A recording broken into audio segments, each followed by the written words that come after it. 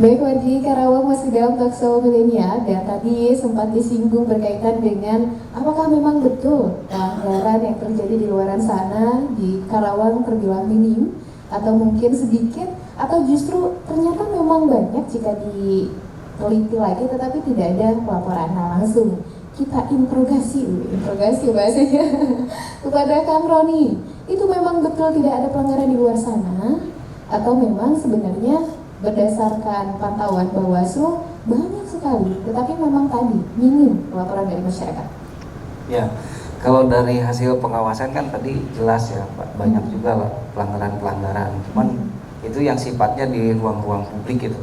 Maka ada ruang-ruang privasi yang itu tidak juga sulit juga untuk dijangkau oleh pengawas pemilu. Nah, terkait dengan pelaporan ini kan ada persyaratan laporan.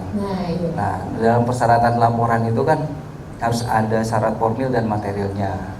Jadi ada pelapor, ada terlapor, ada bukti-buktinya, terus kemudian ada uraian peristiwanya seperti apa gitu. Nah, itu yang perlu dipenuhi oleh pelapor.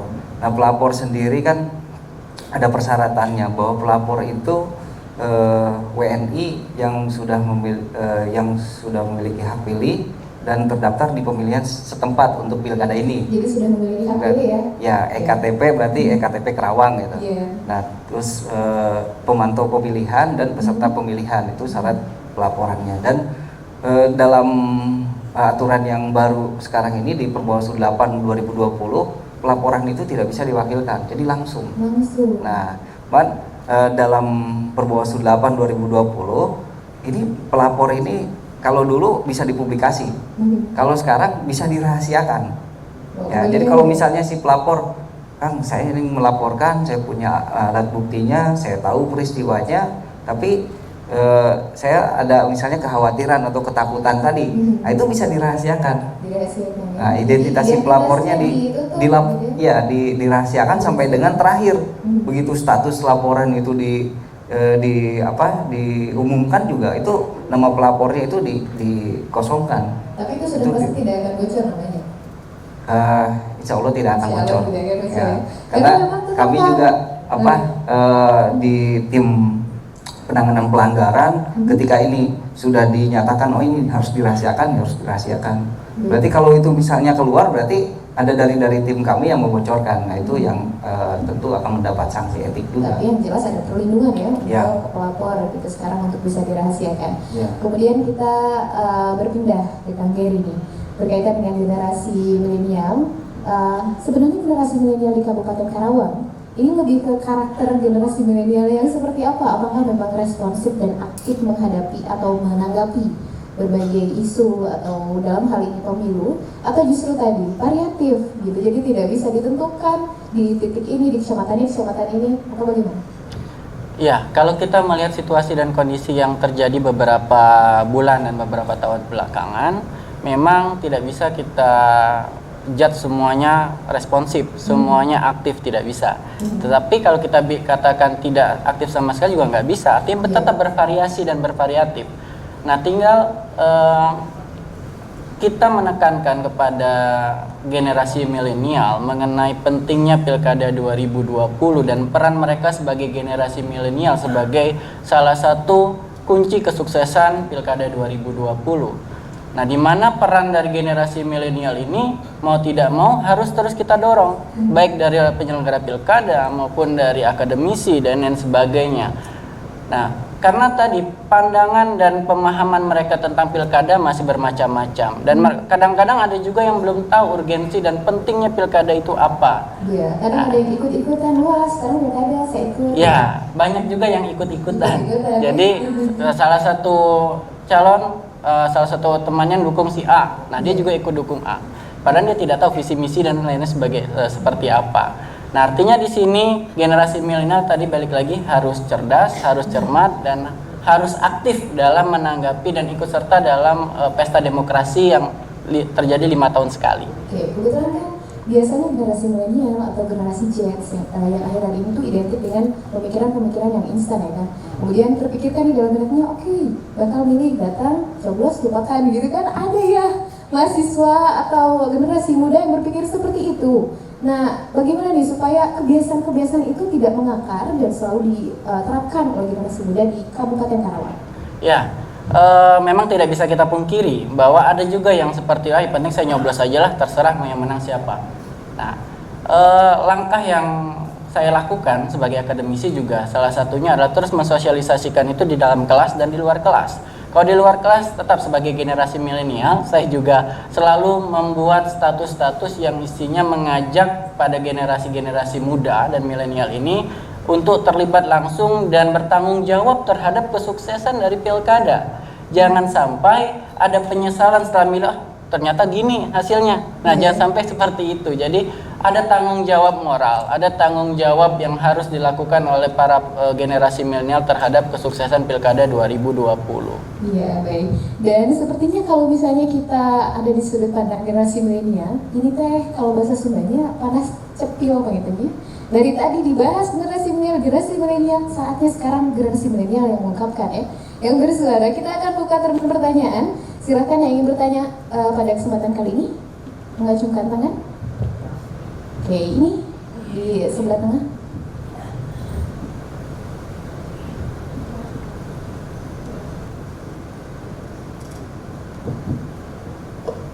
Ya, bismillahirrahmanirrahim. Assalamualaikum warahmatullahi wabarakatuh. Perkenalkan, nama saya Fahri. Kebetulan saya dari Pemuda Muhammadiyah. Yang ingin saya tanyakan perihal pelaporan tadi ya, Kang, ya, mengenai apalagi kan saat ini kita dalam kondisi pandemi saat ini ya. Nah, untuk pelaporan itu sendiri bagaimana tahapannya kan seperti itu.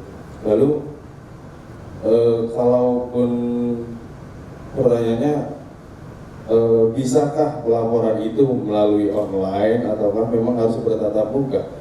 Karena kan memang kondisi saat ini mungkin ada beberapa orang yang memang mengkhawatirkan gitu ketika memang bertemu orang lain itu kan menjadi kekhawatiran tersendiri gitu ya. Nah itu mungkin bagaimana tanggapan Bawaslu mengenai hal itu gitu. Terima kasih. Assalamualaikum warahmatullahi wabarakatuh. Waalaikumsalam warahmatullahi wabarakatuh. Satu pertanyaan kita skip dulu, kita buka pertanyaan yang lainnya. Silakan satu orang lagi bisa mengajukan pertanyaan. Nah. Assalamualaikum warahmatullahi wabarakatuh.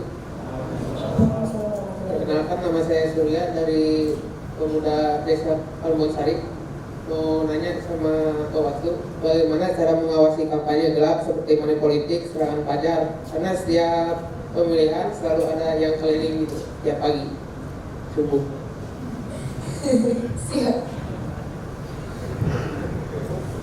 Sampai-sampai mendarah daging kepada masyarakat, sampai ada ucapan gak mau datang ke TPS lah, belum ada yang ngasih uang gitu. Oh iya, siap. Lalu adakah prosedur dari Bawaslu untuk pelaporan secara web?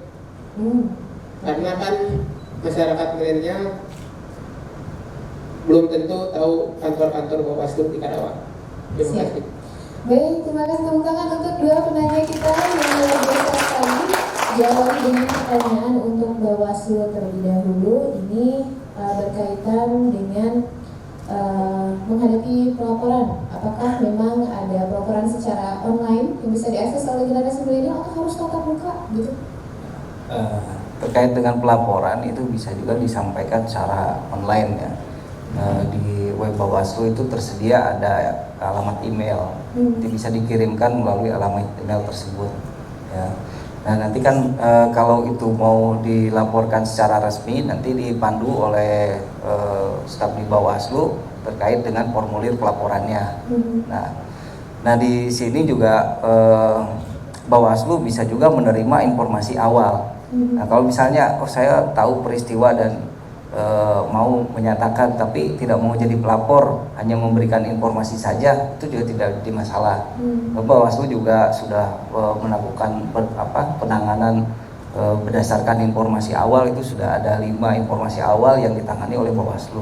Kemudian ditelusuri oleh Bawaslu. Ditelusuri apakah terpenuhi syarat formil materialnya, terutama peristiwa tersebut apakah memang merupakan sebuah dugaan pelanggaran atau bukan, seperti itu.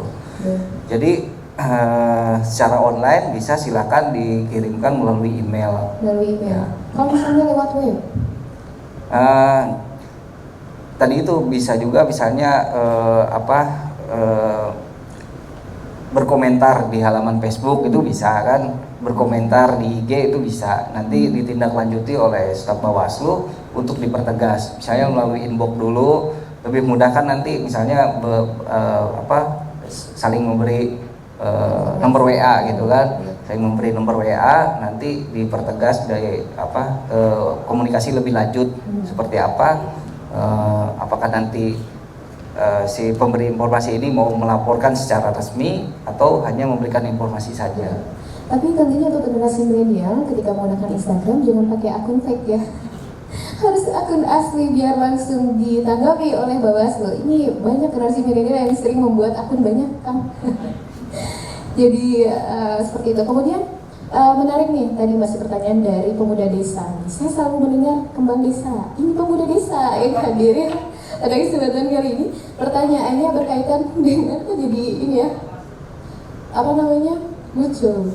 Kemudian berikutnya berkaitan dengan kampanye gelap yang sering dilakukan dan juga serangan fajar kepada masyarakat secara langsung datang ke rumah masing-masing kan. Ini langsung dari desanya menyampaikan. Mungkin ada temuan seperti itu. Bagaimana tanggapan Bawaslu? Ya, jadi dalam kampanye itu kan ada istilah kampanye hitam, ada kampanye negatif. Ya, kalau kampanye hitam itu yang memang belum jelas gitu kebenarannya. Gitu. Kalau kampanye negatif sudah ada fakta-faktanya. Nah, yang ditangani menjadi pelanggaran itu kampanye hitam, gitu. Artinya ini bisa fitnah ataupun hoax seperti itu. Nah, terkait dengan tadi money politik ya, serangan fajar. Bagaimana strategi Bawaslu untuk mencegah terjadinya seperti itu. Nah, Bawaslu punya jajaran itu pengawas TPS. Pengawas TPS sebelum hari H itu sudah dibentuk. 23 hari sebelum hari H itu sudah dibentuk, kita dibekali paling tidak dia melakukan pengawasan di tingkatannya TPS, itu di lingkungan TPS-nya. Nah, ini juga bisa melakukan pengawasan terutama terkait dengan money politik, terus kegiatan-kegiatan yang dilakukan oleh orang-orang yang dilarang dalam kampanye. Nah, itu bisa juga dilakukan oleh pengawas TPS. Nah, istilahnya kalau menjelang hari tenang itu kita akan lakukan patroli money politik gitu. Jadi ya kita patroli politik gitu kan.